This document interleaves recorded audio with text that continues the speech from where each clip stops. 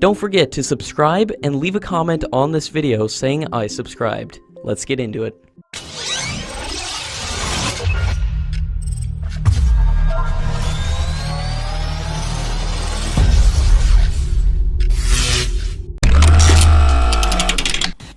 India is planning to build a state-of-the-art supercarrier, and it might be built on Britain's HMS Queen Elizabeth aircraft carrier.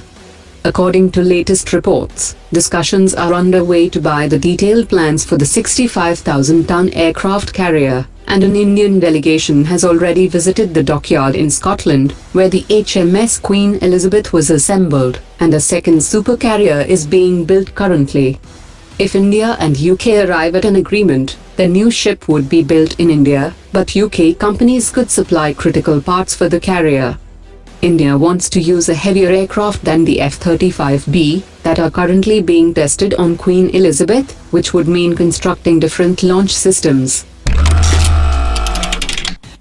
Even as India continues to explore the option of a waiver from the US to avoid American sanctions, India might use a mix of euros and the rupee-ruble transfer to pay for new defense platforms recently bought from Russia. A team of senior defense officials discussed the payment channel with Russian officials, as India will have to pay $7 billion for defense platforms like the S-400 systems, the leasing of the second nuclear submarine, and the two advanced stealth frigates that are being built in Russia. Indian Navy's underwater capability is set to receive a boost with INS VELA, as it is set to be rolled out tomorrow. It is the fourth of the 6 submarines of Scorpene class that has completed its outfittings at Mazagan Dock Limited, and the Secretary of Defense Production will launch the submarine at the Mazagan Dock Limited tomorrow.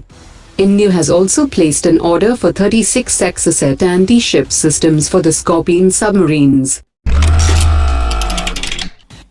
According to latest reports, the Indian Army will conduct a military field exercise at the end of this month to validate the much-awaited concept of integrated battle groups of the Indian Army. This is the first step to restructure the Indian Army, and will integrate existing elements of infantry, tank regiments, artillery, UAVs, engineers and signals, and will bring a significant operational change in the Indian Army, and will also optimize budget expenditure and force modernization. The head of Russia's Rostec Corporation has said that Russia is ready to cooperate with Turkey, and will sell its Su-57 fighter jets if Turkey stops its participation in the F-35 program. The US has said that the S-400 systems are incompatible with NATO air defense standards, endangering the stealth technology of F-35, and had also offered its Patriot system to Turkey.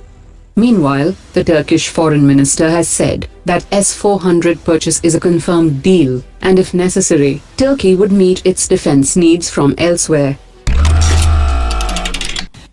The Pentagon has told the US Congress that China continues to rapidly modernize its military capabilities, and it looks to set up new military bases around the world to project its hard power, as well as to guard its multi-billion-dollar One Belt One Road infrastructure projects.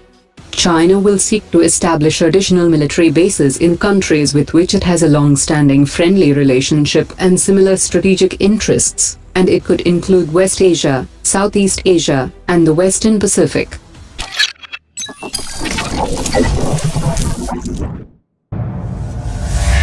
Omar dropped it.